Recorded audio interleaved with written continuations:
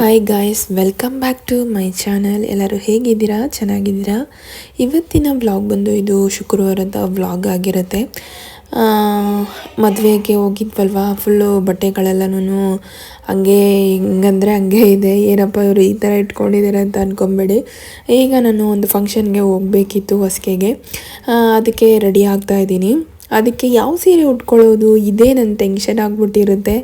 ಇಷ್ಟೊಂದು ಸೀರೆಯಲ್ಲಿ ನಾನು ಯಾವ್ದು ಹಾಕ್ಕೊಳ್ಳಿ, ಇದು ಚೆನ್ನಾಗಿರುತ್ತಾ ಅದು ಚೆನ್ನಾಗಿರುತ್ತಾ ಅಂತ ಯೋಚನೆ ಮಾಡೋದೇ ಒಂದು ಅರ್ಧ ಅವರ್ ಆಗಿಬಿಡುತ್ತೆ ನನಗೆ. ಆಮೇಲೆ ಫೈನಲಿ ಇದನ್ನು ಸೆಲೆಕ್ಟ್ ಮಾಡಿದೆ. ಸಿಂಪಲ್ಲಾಗಿದೆ, ಹೊಸಕೆಗಿದೆ ಸಾಕು ಅಂತ ಹೇಳ್ಬಿಟ್ಟು ನಾನು ಇದನ್ನು ಚೂಸ್ ಮಾಡಿದೆ.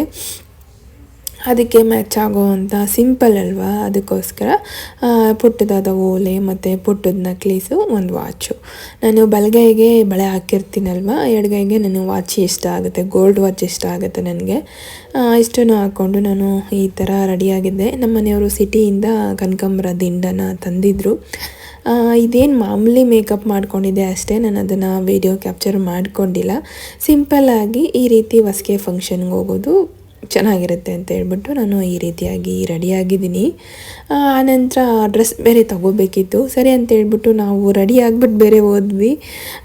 ಇವರು ಡ್ರೆಸ್ ತೋರಿಸೋದಕ್ಕೇನೆ ಸ್ವಲ್ಪ ಹೈ ಬಜೆಟಲ್ಲಿ ಇರೋದೆಲ್ಲ ತೋರಿಸ್ತಾಯಿದ್ರು. ಸರಿ ಅಂತ ಹೇಳ್ಬಿಟ್ಟು ನನಗೆ ಈ ಕಲರ್ ತುಂಬಾ ಇಷ್ಟ ಆಯ್ತಿದು. ಇವೆರಡರಲ್ಲಿ ಚೂಸ್ ಮಾಡೋಣ ಯಾವ್ದು ತಗೊಳ್ಳೋದು ಅಂತ ಹೇಳ್ಬಿಟ್ಟು.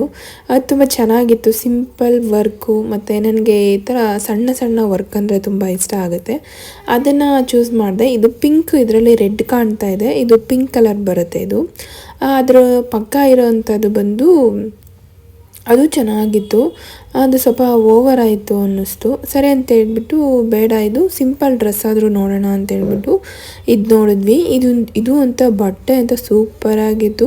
ಇದು ಅಷ್ಟೇ ಸಿಂಪಲ್ಲಾಗಿ ನಾವು ಹೋಗೋಕ್ಕೆ ಏನಾದ್ರು ಒಂದು ಚಿಕ್ಕ ಫಂಕ್ಷನ್ ಕೂಡ ಹಾಕ್ಕೊಂಡು ಹೋಗ್ಬೋದು. ವರ್ಕ್ ಮಾಡಿದ್ರು, ಚೆನ್ನಾಗಿತ್ತು. ಸರಿ ಅಂತ ಹೇಳ್ಬಿಟ್ಟು ಇದನ್ನು ಚೂಸ್ ಮಾಡಿದ್ವಿ. ಇದನ್ನೆಲ್ಲ ಚೂಸ್ ಮಾಡಿ ಪ್ಯಾಕಿಂಗ್ ಮಾಡಿಕೊಂಡು ಹಾಗೆ ಹಣ್ಣು ಹಂಪಲೆಲ್ಲ ತಗೊಂಡು ಹೊರಟ್ವಿ. ನಾವು ಹೋಗೋಷ್ಟರಲ್ಲಿ ಕುಂಡ್ರಿಸ್ಬಿಟ್ಟಿದ್ರು. ಕುಂಡ್ರಿಸಿ ಈ ರೀತಿಯಾಗಿ ಒಂದು ಡೆಕೋರೇಷನ್ ಮಾಡಿಸಿದ್ರು. ಹೆಣ್ಮಕ್ಳಿಗೆ ಈ ರೀತಿ ಎಲ್ಲ ಉಗ್ಗಿ ಮಾಡಿದಾಗ ತಂದೆ ತಾಯಿಗೆ ಆಗೋ ಖುಷಿ ಇದೆಯಲ್ವ, ಅದು ಬೇರೆ ಲೆವೆಲ್ ಅನಿಸುತ್ತೆ. ಹೊಸ್ಕೆಗೆಲ್ಲ ಹೋಗಿದ್ದೆ ನಾನು, ಅಲ್ಲಿ ತುಂಬ ವೀಡಿಯೋಸ್ ಏನು ಮಾಡ್ಕೊಂಡಿಲ್ಲ. ಹಾಗೂ ರೇಗಿಸ್ತಾ ಇದ್ರು, ನೀನು ಯೂಟ್ಯೂಬಲ್ಲಿ ಹಾಕ್ತೀಯಾ ಹಂಗೆ ಹಿಂಗೆ ಅಂತ. ಸರಿ ಅಂತ ಹೇಳ್ಬಿಟ್ಟು ನಾನು ಪುಟ್ಟ ಕ್ಲಿಪ್ಪಿಂಗನ್ನು ಮಾತ್ರ ಹಾಕಿದ್ದೆ. ಇದು ನೆಕ್ಸ್ಟ್ ಡೇ ಶನಿವಾರದ ವ್ಲಾಗ್. ಇದು ಶನಿವಾರ ಬಂದು ನಾನು ಶನಿವಾರದ ದಿನ ರಾಮಕೋಟಿಯನ್ನು ಬರಿತೀನಿ. ಶುಕ್ರವಾರ ಪೂಜೆ ಮಾಡಿದ್ನಲ್ವ, ಅದಕ್ಕೆ ಒಂದು ಸ್ವಲ್ಪ ಕಳಶಕ್ಕೆ ಮಾತ್ರ ಮಳ್ಳೆ ಹೂವು ತೋಟದಿತ್ತು, ಅದನ್ನು ಹಾಕ್ಬಿಟ್ಟು ಈಗ ನಾನು ದೀಪ ಹಚ್ಚಿ ಕಡ್ಡಿ ಹಚ್ಬಿಟ್ಟು ರಾಮಕೋಟಿಯನ್ನು ಬರೆಯೋದಕ್ಕೆ ಕೂತ್ಕೋತೀನಿ. ರೀಸೆಂಟಾಗಿ ಈಗ ಒಂದು 4 ತಿಂಗಳು, ಒಂದು 5 ತಿಂಗಳಿಂದ ಬರಿತಾ ಇದ್ದೀನಿ. ಆಲ್ರೆಡಿ ಒಂದು ಬುಕ್ಕು ಬರೆದು ನಾನು ಆಂಜನೇಯನ ದೇವಸ್ಥಾನಕ್ಕೆ ಕೊಟ್ಟು ಪೂಜೆ ಮಾಡಿಸ್ಕೊಂಡು ಬಂದೆ. ದೇವಸ್ಥಾನದಲ್ಲೇ ಕೊಟ್ಟೆ ನಾನು ಬುಕ್ಕನ್ನ. ಆನಂತರ ಈಗ ಒಂದು ಶುರು ಮಾಡಿದ್ದೀನಿ ರಾಮಕೋಟಿ ಬುಕ್ ಬರೆಯೋದಕ್ಕೆ. ಅದು ಸಾಂಬ್ರಾಣಿ ಅಂತೀವಲ್ವ, ಅದು ಹಚ್ಚಿದ್ದು ಯಾಕೋ ಅವಾಗೇ ಬರಲಿಲ್ಲ. ಸರಿ ಅಂತ ಹೇಳ್ಬಿಟ್ಟು ಮತ್ತೆ ನಾನು ಹಚ್ತಾ ಇದ್ದೀನಿ. ಅದು ಹಚ್ಚಿದ್ರೇ ಪೂಜೆ ಮಾಡಿದಾಗ ಮನೆಯಲ್ಲೆಲ್ಲನೂ ಒಂಥರ ಸುಗಂಧಭರಿತವಾಗಿರುತ್ತೆ. ನಾನು ನೈವೇದ್ಯ ಸಾಂಬ್ರಾಣಿ ತರ್ತೀನಿ, ಅದು ತುಂಬ ಚೆನ್ನಾಗಿರುತ್ತೆ. ಅದು ಸ್ಮೆಲ್ ಆಗ್ಬೋದು. ದೇವ್ರ ಮನೇಲಿ ಅಷ್ಟಿಡಲ್ಲ, ತುಂಬ ಕಪ್ಪಾಗಿಬಿಡುತ್ತೆ ಅಂತ ಹೇಳ್ಬಿಟ್ಟು. ಯಾಕಂದರೆ ವೈಟ್ ಟೈಲ್ಸು ಮತ್ತು ಪೈಂಟ್ ಮಾಡಿರ್ತೀವಲ್ವ, ಅದು ಫುಲ್ ಕಪ್ಪಾಗಿಬಿಡುತ್ತೆ ಅಂತ ಹೇಳ್ಬಿಟ್ಟು ನಾನು ಈಚೆ ಒಂದು ದೇವರಿದೆ, ಯಲ್ಲಮ್ಮ ದೇವರು, ಆ ದೇವ್ರ ಹತ್ರ ನಾನು ಇಟ್ಬಿಡ್ತೀನಿ. ಈಗ ರಾಮಕೋಟಿಯನ್ನು ಬರೆದು ಮುಗಿಸ್ದೆ. ಯಾಕೆ ನಾನು ರಾಮಕೋಟಿ ಬರಿತೀನಿ ಅಂತಂದರೆ ಅದೇನೋ ಗೊತ್ತಿಲ್ಲ, ಬರೀಬೇಕು ನಾನು ಅಂತ ಅನ್ನಿಸ್ತು. ಶನಿವಾರ ದೇವಸ್ಥಾನಕ್ಕೆ ಹೋಗೋಕ್ಕಾದರೆ ಹೋಗ್ತೀನಿ, ಇಲ್ಲಾಂದರೆ ಹೋಗೋದಿಲ್ಲ. ಮಾಮೂಲಿ ರಾಮಕೋಟಿ ಬರೆದ್ಬಿಟ್ಟು ಮನೇಲಿ ಪೂಜೆ ಮಾಡಿಬಿಟ್ಟು ಸುಮ್ಮನೆ ಆಗ್ತೀನಿ. ಇದು ನಾನು ಸಿದ್ಧಿ ಆಂಜನೇಯ ದೇವಸ್ಥಾನದಲ್ಲಿ ಕೊಟ್ಟಿದ್ರೋ ಫೋಟೋನ ನಾನು ಅದರಲ್ಲೇ ಇಟ್ಬಿಟ್ಟಿದ್ದೀನಿ. ಈಗ ಸಾಂಬ್ರಾಣಿ ಚೆನ್ನಾಗಿ ಉರಿತಾ ಇತ್ತು. ದೇವ್ರಿಗೆ ಅಲಂಕಾರ ಮಾಡಿದಾಗ, ದೇವ್ರ ಮನೆಯಲ್ಲಿ ದೀಪ ಹಚ್ಚಿದಾಗ ತುಂಬಾ ಚೆನ್ನಾಗಿ ಕಾಣಿಸುತ್ತೆ. ಹಾಗೆ ಹೂವಲ್ಲೂ ತುಂಬ ಫ್ರೆಶ್ಶಾಗೇ ಇತ್ತು. ಸರಿ ಅಂತ ಹೇಳ್ಬಿಟ್ಟು ಅದ್ರ ಮೇಲೇ ನಾನು ಮಳ್ಳೆ ಹೂವು ಹಾಕಿದ್ದೆ. ಮತ್ತು ಈ ತಾವರೆ ಹೂವು ಬುಟ್ಟಿನಲ್ಲಿ ಚಾಮಂತಿಗೆ ಹಾಕಿದ್ನಲ್ವ, ಅದು ಅಷ್ಟೇ ತುಂಬ ಫ್ರೆಶ್ಶಾಗಿ, ಈಗ ಅಷ್ಟು ಬಿಸಿಲಿರೋ ಇಲ್ದಿರೋ ಕಾರಣ ಹಂಗೇ ಫ್ರೆಶ್ಶಾಗಿರುತ್ತೆ, ಕಲರಾಗಿ ಕಾಣ್ತಾ ಇರುತ್ತೆ. ಅಡುಗೆಗೆ ಬಂದು ನಾನು ಕಾಬಲ್ ಕಳೆ ಗೊಜ್ಜು ಅಂತಾರಲ್ವ, ಮಸಾಲೆ ಗೊಜ್ಜು ಮಾಡಿದ್ದು. ಅದಕ್ಕೆ ಸರಿ ಚಪಾತಿ ಮಾಡ್ಕೊಳ್ಳೋಣ ಅಂತ ಹೇಳ್ಬಿಟ್ಟು ಚಪಾತಿಗೆಲ್ಲ ಲಟ್ಸಿಡ್ಸಿದೆ. ಸರಿ ನೆನೆಸಿರೋ ಬಾದಾಮಿ ಮಗುಗೂ ಬಿಡಿಸ್ಕೊಟ್ಟು ನಾನು ತಿನ್ನೋಣ ಅಂದ್ಕೊಂಡೆ. ಆಮೇಲೆ ಅಡುಗೆ ಎಲ್ಲ ಮಾಡಿಬಿಟ್ಟು ಆನಂತರ ಮಿಷಿನ್ಗೆ ಹಾಕಿದ್ದೆ ಮೊದಲೇ ನಾನು ಬಟ್ಟೆಗಳನ್ನು. ಅದನ್ನು ಸರಿ ಆಗಿದೆಯೋ ಅನ್ನೋ ನೋಡ್ಕೊಂಬರೋಣ ಅಂತ ಬಂದೆ. ಅಷ್ಟರಲ್ಲಿ ಅಕ್ಕ ಅವರು ಆಂಜನೇಯ ದೇವಸ್ಥಾನಕ್ಕೆ ಹೋಗಿದ್ದರು. ಪಾಪುಗೂ ತಾಯ್ತ ತಗೊಬನ್ನಿ ಅಂತ ಹೇಳಿದ್ದೆ. ಅವರು ಅಲ್ಲಿ ಪೂಜೆ ಮಾಡಿಸ್ಕೊಂಡು ಆಂಜನೇಯ ಸ್ವಾಮಿದು ಬಟ್ಟು ಮತ್ತು ತಾಯ್ತನೂ ತಂದಿದ್ದರು. ಅದನ್ನೆಲ್ಲ ಎತ್ತಿ ಅವನಿಗೆ ಕಟ್ಟಿ ಬಟ್ಟೆ ಇಟ್ಬಿಟ್ಟು ಆನಂತರ ಸ್ವಲ್ಪ ತುಂಬ ಬಟ್ಟೆಗಳಿತ್ತು ಮದುವೆಯಲ್ಲಿ ವಾಶ್ ಮಾಡಿದಂಥದ್ದು, ಎಲ್ಲಿ ದಂಗೆ ಇತ್ತು. ಸರಿ ಅದನ್ನೆಲ್ಲ ಎತ್ತಿ ನೀಟಾಗಿ ಜೋಡಿಸೋಣ, ಮಡ್ಚಿಡೋಣ ಅಂತ ಹೇಳ್ಬಿಟ್ಟು ಈಗೆಲ್ಲ ಎತ್ತಿ ಅದನ್ನು ಸರಿ ಮಾಡ್ಕೋತಾ ಇದ್ದೀನಿ. ನನ್ನ ಬ್ಯಾಗ್ಸ್ ಎಲ್ಲ ನೋಡ್ಬೋದು, ಈ ರೀತಿಯಾಗಿ ಅಂದ್ಬಿಟ್ಟಿರ್ತೀನಿ. ಅರ್ಜೆಂಟಲ್ಲಿ ಎಲ್ಲ ಎತ್ಕೊಳ್ಳೋದು, ಆವಾಗ ಇದು ಮಾಡಿಬಿಡೋದು. ಅದೇನಾಗುತ್ತೆ ಫುಲ್ ಎಲ್ಲನೂ ಛಿದ್ರ ಭದ್ರ ಆಗಿಬಿಟ್ಟಿರುತ್ತೆ. ಇನ್ನೊಂದು ನನಗೆ ಕಬೋರ್ಡಲ್ಲಿ ಸ್ಟೆಪ್ ಬೈ ಸ್ಟೆಪ್ಪಾಗೇ ಇರಬೇಕು ಬಟ್ಟೆಗಳು, ಇಲ್ಲಾಂದರೆ ನನಗೆ ಇಷ್ಟ ಆಗೋದಿಲ್ಲ. ಅಂದರೆ ಅರ್ಜೆಂಟಲ್ಲಿ ಈಗ ಫಂಕ್ಷನ್ಗಲ್ಲಿ ಹೋಗ್ತೀವಲ್ವ, ಆವಾಗ ಈ ಥರ ಆಗಿಬಿಡುತ್ತೆ ಅಷ್ಟೇ. ಆಮೇಲೆ ಅದು ನನಗೆ ನೀಟಾಗಿ ನಾನು ಅದನ್ನು ಮಡಚಿಡೋವರೆಗೂ ನನಗೆ ಸಮಾಧಾನ ಆಗೋಲ್ಲ. ಅದು ನೀಟಾಗಿರಬೇಕು ನನಗೆ, ಸ್ಟೆಪ್ಪಾಗಿ. ನಮ್ಮ ಮನೆಯವ್ರದ್ದು ಒಂದು ಸ್ಟೆಪ್ ಇರುತ್ತೆ, ನನ್ನದು ಒಂದು ಸ್ಟೆಪ್ಪು. ಈ ಕಡೆ ನೀವು ಮಿರರ್ ಕೆಳಗಡೆ ಒಂದು ಸ್ಟೆಪ್ ಇದೆ, ಅದು ಮಾತ್ರ ಪಾಪುದಾಗಿರುತ್ತೆ. ಇಷ್ಟು ಬಟ್ಟೆಗಳಿದ್ರೂ ಎಲ್ಲನೋ ಹೋಗ್ಬೇಕಾದ್ರೆ ಅನ್ಸೋದು ಒಂದೇ, ಬಟ್ಟೆ ಇಲ್ವಲ್ಲ, ಬೇರೆ ಬಟ್ಟೆ ತಗೋಬೇಕು ಅಂತ ಅನ್ನಿಸ್ತಾ ಇರುತ್ತೆ. ನಿಮಗೂ ಹೀಗೇನಾ ಅಂತ ಕಮೆಂಟ್ ಮಾಡಿ ತಿಳಿಸಿ. ಕೆಲವೊಂದು ಅಷ್ಟು ಮೆಸೇಜ್ ಬಂದಿತ್ತು ನನಗೆ, ಕಮೆಂಟ್ ಬಂದಿತ್ತು. ಒಂದು 5-6 ಜನ ಕೇಳಿದ್ರ, ಮೇಡಮ್ ನಿಮ್ಮ ಬ್ಯಾಗ್ ಕಲೆಕ್ಷನ್ ತೋರಿಸಿ ಅಂತ. ಖಂಡಿತ ನಾನು ವಿಡಿಯೋ ಮಾಡಿ ಶೇರ್ ಮಾಡ್ತೀನಿ ನಿಮಗೆ.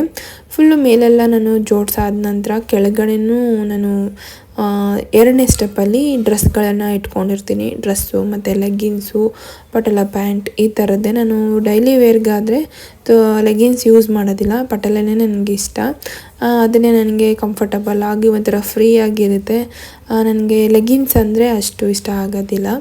ಈಗ ಪ್ರತಿಯೊಂದನ್ನು ನಾನಿಲ್ಲಿ ಈಗ ನಾನು ಜೋಡಿಸ್ಕೊಂಡು ಇಟ್ಕೊತಾ ಇದ್ದೀನಿ.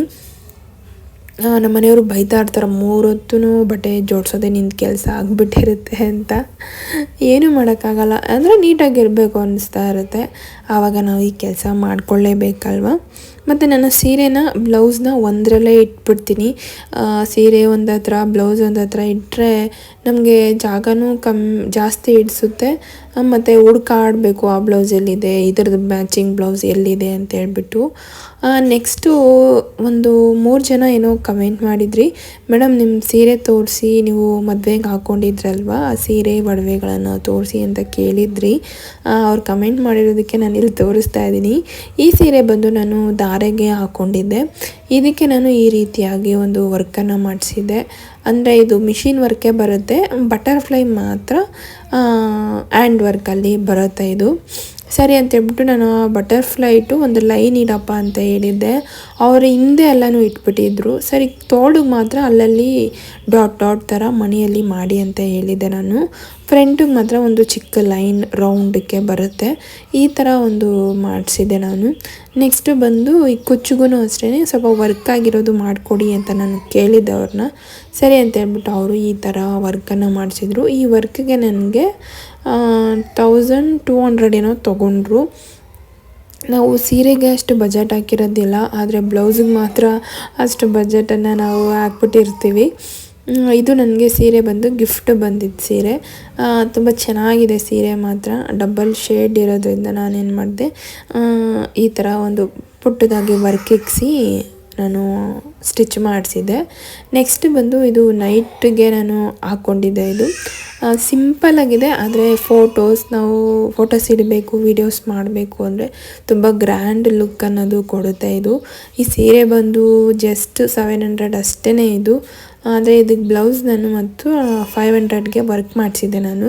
ಹೇಳ್ತೀನಲ್ವ, ಸೀರೆಗಿನ್ನ ಬ್ಲೌಸ್ ರೇಟೇ ಜಾಸ್ತಿ ಆಗಿಬಿಟ್ಟಿರುತ್ತೆ. ಇದಕ್ಕೆ ಈ ಥರ ವರ್ಕನ್ನು ಮಾಡಿಕೊಟ್ಟಿದ್ರು ಅವರು. ತುಂಬ ಚೆನ್ನಾಗಿದೆ ಇದು ವರ್ಕು. ಇದನ್ನೆಲ್ಲ ನಾನು ಈ ರೀತಿಯಾಗಿ ಸೀರೆಯಲ್ಲೇ ನಾನು ಬ್ಲೌಸನ್ನು ಇಟ್ಬಿಡ್ತೀನಿ. ನೀಟಾಗಿ ಫೋಲ್ಡಿಂಗ್ ಆಗಿ ಇರುತ್ತೆ. ಹೋಗ್ಬೇಕಾದ್ರೆ ಮಾಮೂಲಿ ನಾನು ಸೆರಗೆಲ್ಲ ರೆಡಿ ಮಾಡಿಕೊಂಡು ರೆಡಿಯಾಗಿ ಹೋಗ್ತೀನಿ.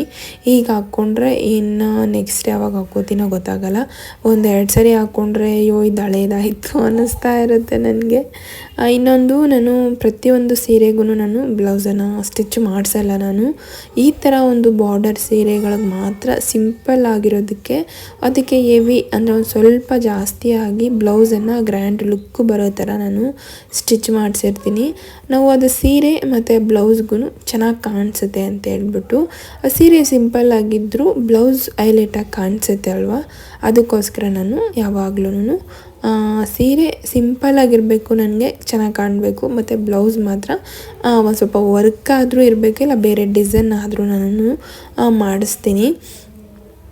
ಇದು ಎರಡೂ ನೈಟು ಮತ್ತು ಡೇ ಹಾಕ್ಕೊಂಡಿದ್ದೆ. ಇದು ಬಂದು ನಾನು ಆಲ್ರೆಡಿ ನಿಮಗೆ ತೋರಿಸಿದ್ನಲ್ವ ಹೊಸ್ಕೆಯಲ್ಲಿ ಹಾಕ್ಕೊಂಡಿದ್ದಂಥದ್ದು.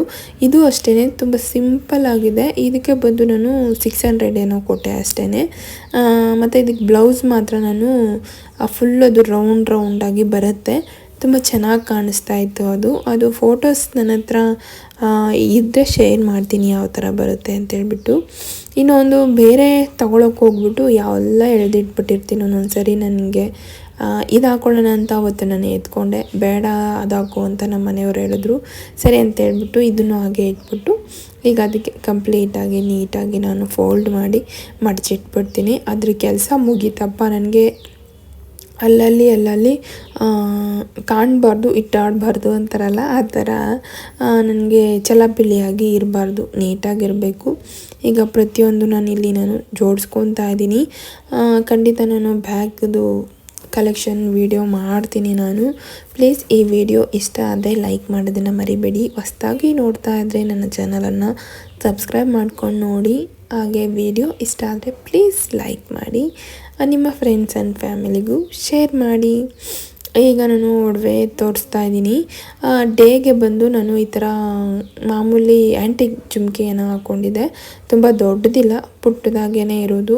ಆಲ್ಮೋಸ್ಟ್ ನಾನೆಲ್ಲನೂ ನನ್ನ ಕಿವಿ ಅಂದರೆ ತೆಳುವಾಗಿದೆ, ನಾವು ಓಲೆ ಹಾಕೋತೀವಲ್ವ ಆ ಪ್ಲೇಸು, ಅದಕ್ಕೆ ನಾನೇನು ಮಾಡ್ತೀನಿ, ತುಂಬ ಹೆವಿ ಇರೋದು ಹಾಕೋದಕ್ಕೆ ಹೋಗೋದಿಲ್ಲ, ಪುಟ್ಟದಾಗಿರೋದು ಮಾತ್ರ ನಾನು ಚೂಸ್ ಮಾಡ್ತೀನಿ. ಇದಕ್ಕೆ ಈ ಮಾಟಿಯನ್ನು, ಎರಡೆಳೆ ಮಾಟಿಯನ್ನು ಹಾಕ್ಕೊಂಡಿದ್ದೆ. ನೆಕ್ಸ್ಟು ಹೊಸ್ಕೆಗೆ ಬಂದು ಈ ಥರದ್ದು ಹಾಕ್ಕೊಂಡಿದ್ದೆ. ಒಡವೆಗಳೆಲ್ಲ ನಾವು ಮನೇಲಿ ಇಡೋದಿಲ್ಲ, ಆಲ್ಮೋಸ್ಟ್ ಬ್ಯಾಂಕಲ್ಲೇ ಇರುತ್ತೆ. ಎಲ್ಲಾದರೂ ಹೋಗಬೇಕು, ಮದುವೆ, ನಮ್ಮ ರಿಲೇಟಿವ್ಸ್ದು ಮದುವೆ ಇದೆ, ಫಂಕ್ಷನ್ ಇದೆ ಅನ್ನೋದು ಏನಾದರೂ ಇತ್ತು ಅನ್ನೋದು ಮಾತ್ರ ತಗೋತೀನಿ. ನೆಕ್ಸ್ಟ್ ಬಂದು ಈ ಜುಮ್ಕಿ, ಇದು ನನ್ನ ಮದುವೆಯಲ್ಲಿ ಕೊಡಿಸಿದಂಥದ್ದು. 13 ವರ್ಷ ಆಯಿತು. ಹೇಗಿದೆ ನೋಡಿ, ಇನ್ನೂ ಕಲರ್ಸ್ ಹಾಗೇ ಇದೆ.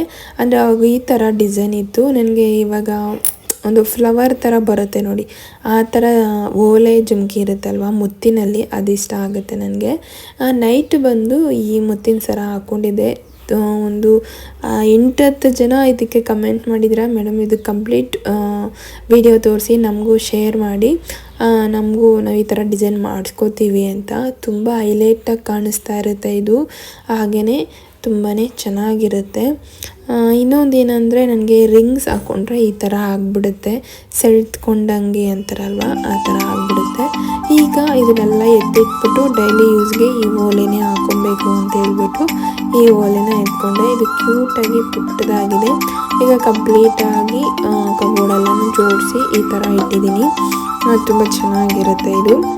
ಆಮೇಲೆ ಇಲ್ಲೆಲ್ಲ ಜೋಡಿಸ್ಬಿಟ್ಟು ನಾನು ಆಲ್ರೆಡಿ ಮಿಷಿನ್ಗೆ ಹಾಕಿ ಇಟ್ಟಿದ್ದೆ. ಫಸ್ಟು ನಾನು ಬೆಡ್ಶೀಟ್ಸನ್ನು ಹಾಕ್ಬಿಟ್ಟಿದ್ದೆ. ಸರಿ, ಅದನ್ನು ನಾನು ಒಣಗಾಕ್ಬಿಡ್ತೀನಿ, ಆಮೇಲೆ ಬಟ್ಟೆ ಒಣಗಾಕ್ತೀನಿ ಅಂತ ಹೇಳ್ಬಿಟ್ಟು ಈಗ ಕಂಪ್ಲೀಟ್ ಬಟ್ಟೆಗಳನ್ನೆಲ್ಲನೂ ಒಣಗಾಕೋತಾ ಇದ್ದೀನಿ.